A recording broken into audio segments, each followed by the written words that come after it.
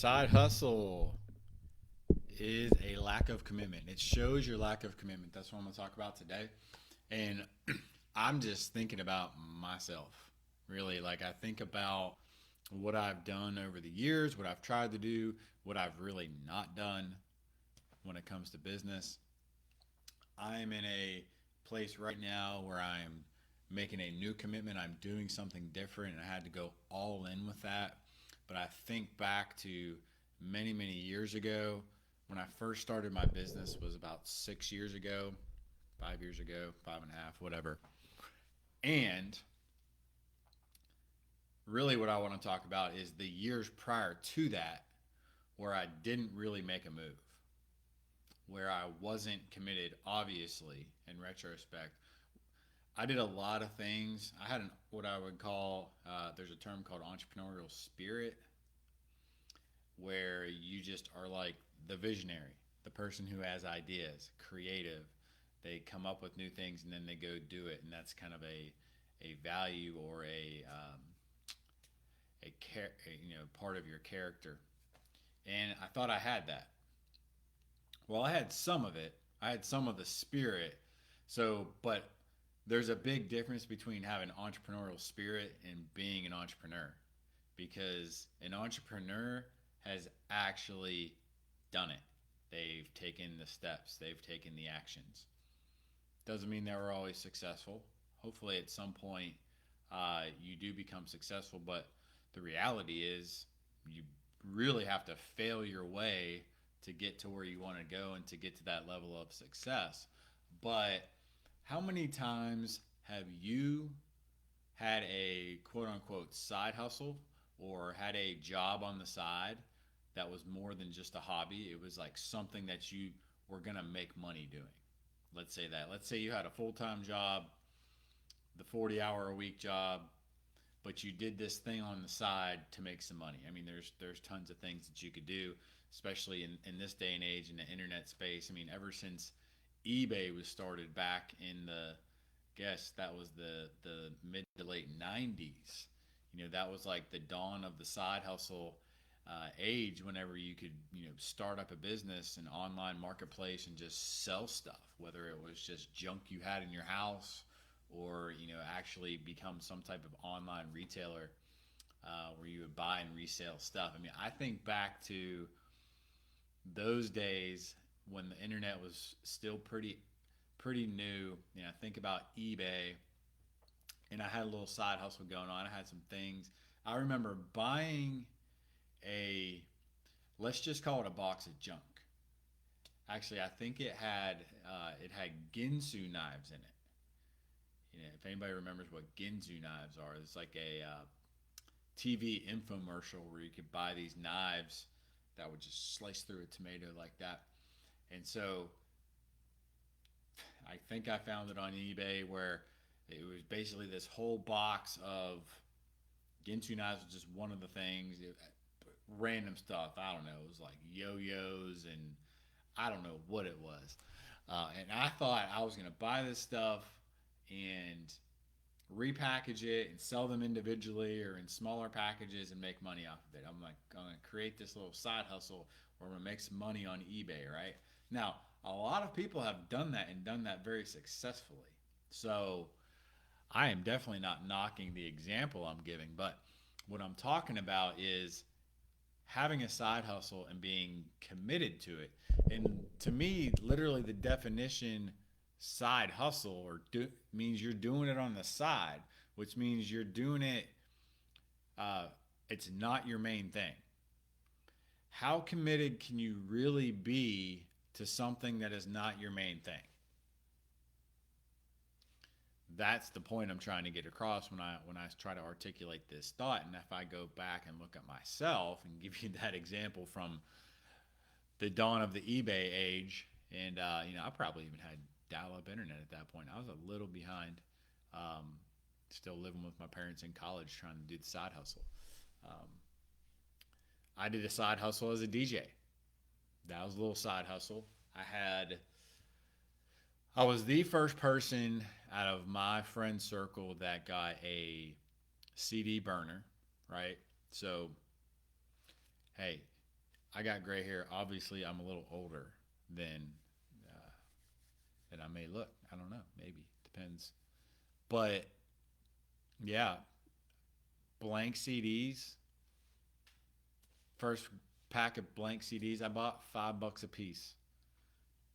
So pack of five, 25 bucks, blank CDs. I'm gonna do this side hustle where I'm gonna make mixed tapes that were then CDs. I mean, this isn't even a thing anymore. CDs aren't even a thing. I've got, I've still got a bunch of CDs in my garage over here. It's, but bought them for five, sell them for 10. Side hustle. Used to make mixed tapes, mix CDs as a DJ, where I was actually mixing. I would go down to the local record store where they literally sold records, and it would sell my CDs, mixtapes. Side hustle. I think I sold about 12 of those, like $15 a pop. Record store took half. Really didn't make anything. Making my own CD covers and everything. But side hustle, right? Now, that one, a little bit different. If I were to describe that, it was actually more of a hobby. So if you're doing a side hustle as a hobby, I'm all for that. I think that's cool. I think it's fun. If you're doing something that's fun and you enjoy and you can make money doing it, that's even better. I mean, in my opinion. But if you're trying to start something as a side hustle to see if it turns into anything, let's talk about that. It's not always the incorrect method. So when I say it's the incorrect method is whenever, or the incorrect path is when you're literally just, you've got something and you know it works. Maybe you don't even know it works, but let's assume in this case you know it works. It's a proven product. People like it. You've tested it. You've had some success. You just do it on the side, and and it's not a hobby. Let's say. So you're not committed to it. You work a full time job. You are committed to your full time job. So why are you doing it if you're not committed? And I would say look at the two things you're doing and say, well, what do you really enjoy? What really kind of like what are you passionate about? And is it also something that is truly something that you were probably born to do? Like you have those talents to do it. So, in those situations, to me, let's say you've got this entrepreneurial spirit, you've got this side hustle, but you've got this full time committed job over here where you're really operating in something that you can't stand doing. And it's not even the best thing, like, it's not even something you're that good at. To me, that doesn't make a lot of sense. To me, then you're most likely looking at it and saying, I'm here and I'm doing this because of money, because I need to pay the bills. And I get that. I understand why. And sometimes we're just in seasons of life when we have to live inside of those jobs or even businesses. This could be a business that you've created at some point that then becomes what you realize isn't the right thing for you.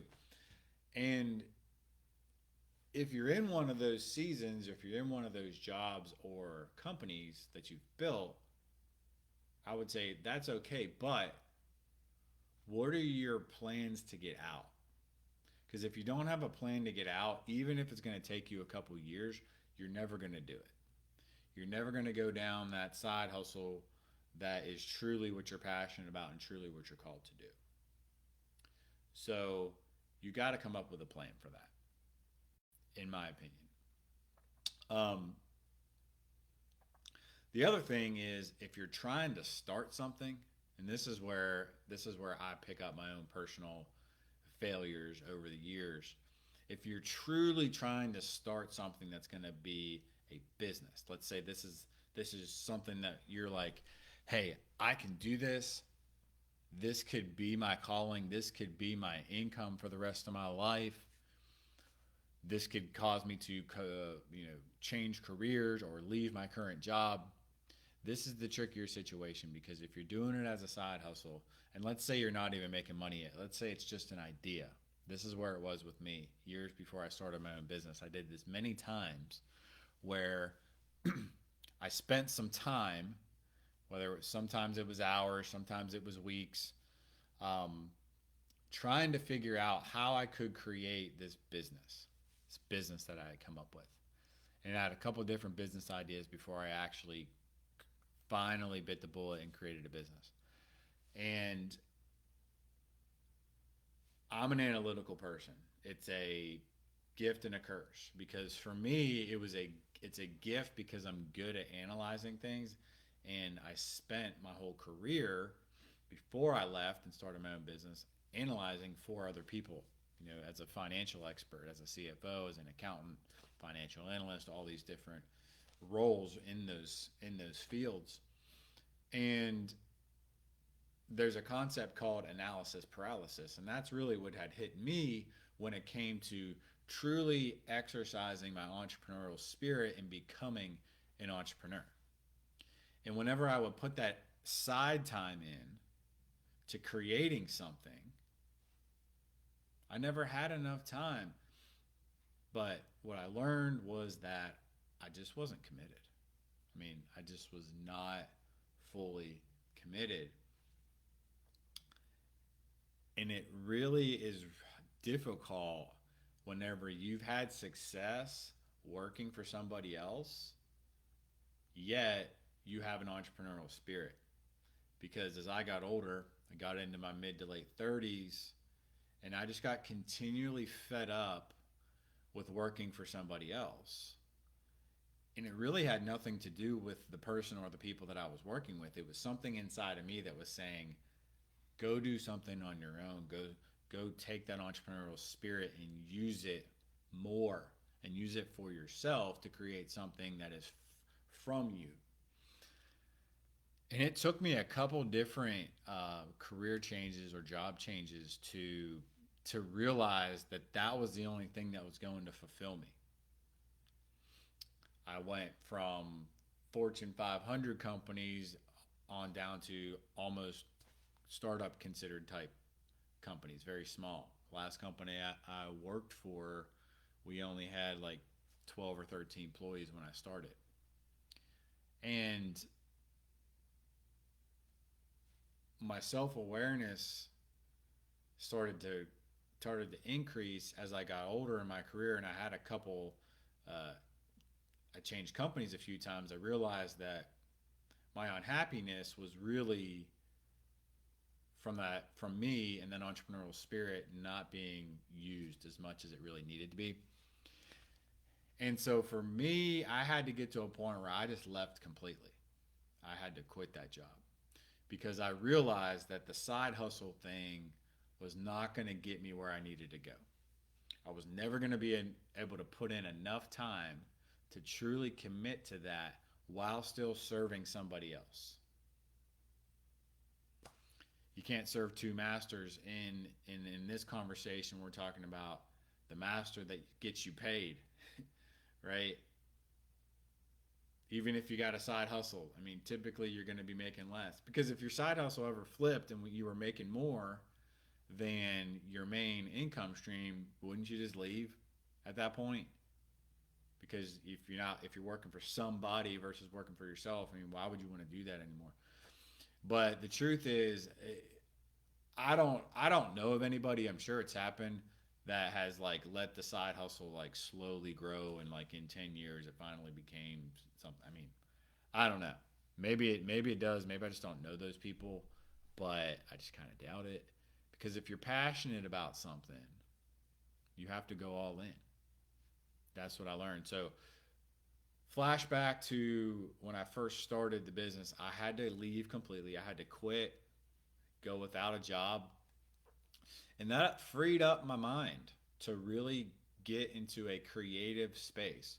And it allowed me to realize how much we get consumed inside of our day-to-day jobs. It's really hard to, if you're creating something on the side, I mean, how hard is it just to get into the creative state of mind on a daily basis? It's extremely difficult because you can't be like, oh, I'm going to go work my job, and when I get home at night, I'm going to go think about starting a new business. Like, I don't have the energy for that. I only think creatively, during certain times of the day, even, and definitely not at the end of the day whenever I'm like super tired. So to think I'm going to start something uh, from scratch in my free time, and the problem what happened for me is like I would like go on vacation or something. I'd come up with these ideas, and then I would come back to work and just be like, have no time to actually see them through. So that's what I did. I completely had to quit my job cold turkey. The funny thing about my first job was that my first business was that I thought I was going to create something else when I quit my job. I did have an idea, and I pursued this other business idea for about 6 to 8 weeks. And I finally realized that the idea was going to take a long time to generate income, and that I better go make some income. So I got into the consulting space, and it really all kind of made sense and it worked out.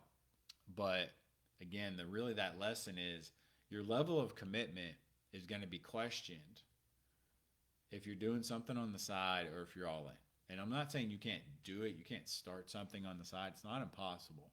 But you really have to think about how committed are you to what you're trying to do. And if you're not sure, I would put a plan together. Look out 12 months and say, hey, this is what I'm doing now. Where do I want to be in 12 months? I have this idea. What do I need to be doing in 12 months? That'll help you get perspective of what you can and cannot potentially achieve in 12 months. And then match that up with, do I even have the time to do this? Like, so if you set a goal and then you go, well, okay, how am I going to do this? That's what's going to allow you to make a informed decision, a logic-based decision on, do I need to quit my job or not? For me, that's the way it went down. Um, I just knew that. Again, it's not always the case, but I can attest to this because I'm going through this right now. When you do give yourself space, whether it's quitting your job completely, or going to work part time, or just taking a sabbatical. I mean, I don't know how possible that is. Probably for most people, it's not a lot, but I was able to do that. And once I did that, creating that space opened up even more vision, more ideas, and allowed me to think even bigger than I was originally thinking when I left what I was previously doing. So think about that. If you have ideas, if you have a side hustle, if you want to start a business, take some of these thoughts into consideration because they're really important, and really do a deep dive on yourself. How self-aware are you? How much have you dived into what you really want to achieve? How well do you really know what you have right now? And then what is it going to take for the next step? What does that next step need to be? Then you can just go and make that decision. Yes or no?